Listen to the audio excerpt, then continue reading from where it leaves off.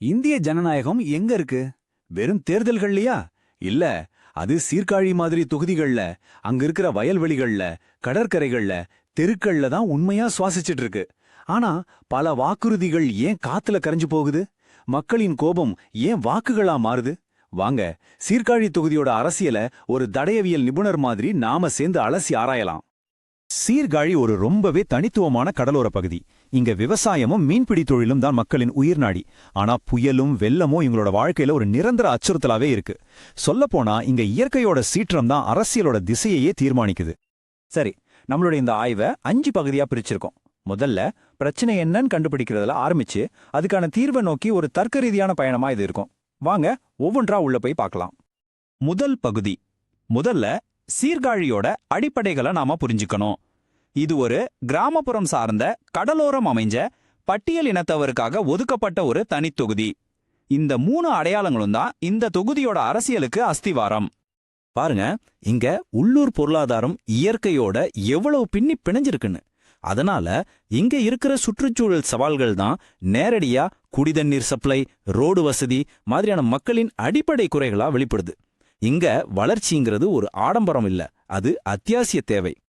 சரி, இப்போ நாம கொஞ்சம் டேட்டாவா பார்க்கலாம். தேர்தல் எண்கள்ங்கிறது வெறும் புள்ளி விவரங்கள் இல்ல, அது வாக்காளர்களின் குரல். அந்த குரல் நமக்கு என்ன சொல்ல வருதுன்னு கொஞ்சம் காது கொடுத்து கேட்போம். இந்த நம்பரை கொஞ்சம் நல்லா கவனிங்க. இங்க வாக்குப்பதிவு எப்போதுமே ரொம்ப அதிகமா தான் இருக்கு. இதுக்கு என்ன அர்த்தம்? இங்க இருக்கிற மக்கள் அரசியல ஏதோ ஒரு கடமையா பார்க்கல, அவங்க வாழ்க்கையோட ஒரு அங்கமா பார்க்கறாங்க. அதனாலதான் அவங்க தங்களோட தலைவர்கள் கிட்ட கணக்கு கேட்க கொஞ்சம் கூட தயங்குறதே இல்ல. 2 பெரிய கட்சிகளுக்கும் இடையில போட்டி எவ்வளவு கடுமையா இருக்குன்னு பாருங்க. 2016 விட திமுகவோட வாக்கு வங்கி அதிகரிச்சிருக்கு. அதே சமயம் அதிமுக ஒரு வலுவான வாக்கு வங்கியை தக்க வச்சிருந்தாலும் அது வெற்றிக்கு போதுமானதா இல்ல. இது என்ன காட்டுதுன்னா, இது ஒரு நிலையற்ற தொகுதி, யாருக்கும் நிரந்தர வெற்றி கிடையாது. ஆனா இங்கதான் கதையில ஒரு சின்ன திருப்பம். கிட்டத்தட்ட 6% வாக்குகள் ஒரு 3வது சக்திக்கு போயிருக்கு. இது வெறும் நம்பர் இல்ல, இது ஒரு சிக்னல். வாக்காளர்கள்ல ஒரு கணிசமான பகுதி, குறிப்பா இளைஞர்கள், இந்த 2 பெரிய கட்சிகளையும் தாண்டி ஒரு மாற்று பாதையை தேட ஆரம்பிச்சிட்டாங்க. இப்போ நலத்திட்ட சோர்வுன்னு ஒரு விஷயத்த பத்தி பேசலாம். இலவசங்கள் ஒரு கட்டம் வரைக்கும் மக்களின் பசியை ஆற்றலாம், ஆனா அவங்களோட கனவுகளை நிறைவேற்றாது. மக்கள் இனிமேலும் வெறும் கையேந்தும் நிலையில இருக்க விரும்பல. அவங்களுக்கு தேவைப்படுறது நிலையான வளர்ச்சி, நல்ல வேலை வாய்ப்புகள். இது வெறும் பொருளாதார கோரிக்கை இல்ல, இது அவங்களோட கண்ணியத்துக்கான கோரிக்கை. நம்ம அரசியலமைப்பு சட்டம் ஒவ்வொரு குடிமகனுக்கும் உறுதியளிக்கிற அந்த அடிப்படை கண்ணியம். சரி, அப்போ வாக்காளர்களின் இந்த அதிருப்திக்கு உண்மையான காரணம் என்ன? அந்த நிர்வாக தோல்விகளை இன்னும் கொஞ்சம் ஆழமா ஆராய்வோம். கொடுத்த வாக்குறுதிகள் ஏன் நிறைவேற்றப்படல? அந்த இடைவெளி எங்க இருக்கு? பாருங்க, இந்த தொகுதியோட மக்கள் தொகையை புரிஞ்சுக்கிறது எவ்வளோ முக்கியம்னு. பெண்கள் தான் இங்க பெரும்பான்மை. அதுக்கப்புறம் பட்டியலினத்தவர், முஸ்லிம்கள்னு ஒவ்வொரு சமூக குழுவும் ஒரு முக்கியமான வாக்கு வங்கி. எந்த ஒரு வெற்றிகரமான அரசியல் வியூகத்துக்கும் இந்த கட்டமைப்பை சரியா புரிஞ்சுக்கிறது ரொம்ப ரொம்ப அவசியம். இதுதான் மக்களோட முக்கியமான குறைகள். இது வெறும் ஒரு லிஸ்ட் இல்ல, இதுல இருக்கிற ஒவ்வொரு வரியும் மக்களோட அன்றாட போராட்டங்களோட நேரடியா தொடர்புடையது. தரமில்லாத ரேஷன் அரிசி, வராத குடிதண்ணீர், குண்டுங்குழியுமான சாலைகள், படிச்ச படிப்புக்கு வேலை இல்லாம இருக்கிறது, இதுதான் இங்க இருக்கிற கலை யதார்த்தம். முக்கிய அரசியல் சக்திகளை ஒரு பார்வை பார்க்கலாம். இப்ப இருக்கிற எம்எல்ஏக்கு ஆளுங்கட்சியோட ஆதரவு ஒரு பெரிய பலம், ஆனா நிறைவேற்றப்படாத வாக்குறுதிகள் ஒரு தெளிவான பலவீனம். இந்த இடைவெளியை தான் ஒரு மாற்று வேட்பாளர் சரியா பயன்படுத்திக்க முடியும். இது ஒரு செஸ் விளையாட்டு மாதிரி. பிரச்சனைகளை அடையாளம் பார்த்தது போதும், இனி தீர்வுகளை நோக்கி நகரலாம்.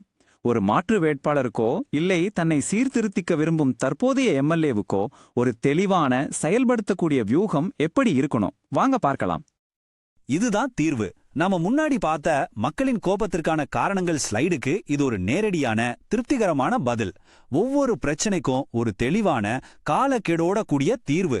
மக்களுக்கு தேவை இதுதான், வெறும் வாக்குறுதி இல்ல, ஒரு செயல் திட்டம். ஒரு வெற்றிகரமான வியூகம் எப்படி வேலை செய்யுது? வெவ்வேறு அரசியல் கட்சிகள் வாக்காளர்களை கவர வெவ்வேறு கதைகளை சொல்வாங்க. சிலர் ஆளுங்கட்சியோட தோல்விகளை கடுமையா தாக்குவாங்க. சிலர் நாங்க கொடுக்கிற ஸ்திரத்தன்மையை பாருங்கன்னு சொல்வாங்க. புதுசா வர்ற கட்சிகள் புதுமையான யோசனைகளை முன்வைப்பாங்க. ஆனா எல்லாருமே மக்களின் பாதுகாப்பை உறுதி செய்வோம்னு தான் சொல்லுவாங்க. ஒவ்வொரு செய்தியும் ஒரு குறிப்பிட்ட வாக்காளர் குழுவை குறிவைக்குது. ஒவ்வொரு சமூக குழுவையும் சென்றடைய ஒரு தனித்துவமான அணுகுமுறை தேவைப்படுது. இங்கதான் டேட்டாவோட பங்கு முக்கியமா இருக்கு. ஆனா ஒரு முக்கியமான விஷயம், மக்களின் நம்பிக்கையை பெறுவது அதை விட முக்கியம். அவங்களோட தனிப்பட்ட தகவல்களை மதிச்சு அவங்க ஒப்புதலோட அவங்க உண்மையான தேவைகளை நிறைவேற்றுவதுதான் ஒரு சிறந்த தலைவரோட கடமை. இது இந்தியாவின் டிபிடிபி கட்டமைப்பின் கீழ் ஒரு முக்கியமான மதிப்பு. சரி, இப்ப நாம இறுதி பகுதிக்கு வந்துட்டோம். ஒரு புதிய தலைமைக்கான வாய்ப்பு எப்படி உருவாகுது, அதுக்கான வியூகப்பாதை என்னவா இருக்கணும்னு தொகுத்து பார்க்கலாம். இதுதான் இந்த முழு ஆய்விலிருந்தும் நமக்கு கிடைக்கிற வெற்றி வியூகம். இது சாதி அடிப்படையிலான அரசியலை விட்டுட்டு மக்களின் உண்மையான பிரச்சனைகளையும் வளர்ச்சி சார்ந்த பிரச்சாரத்தையும் முன்னெடுக்க சொல்லுது. அதிருப்திய நம்பிக்கையா மாத்துறது தான் இதோட ஒரே நோக்கம். ஆமா, ஒரு முக்கியமான கேள்வியோட இந்த பகுப்பாய்வை முடிக்கிறோம். சீர்காழி மாதிரி ஒரு தொகுதியில வெற்றிங்கிறது இனிமேலும் வெற்று வாக்குறுதிகளை கொடுக்கறதுல இல்ல, அது கொடுத்த வாக்குறுதிகளை செஞ்சு காட்டுறதுல தான் இருக்கு.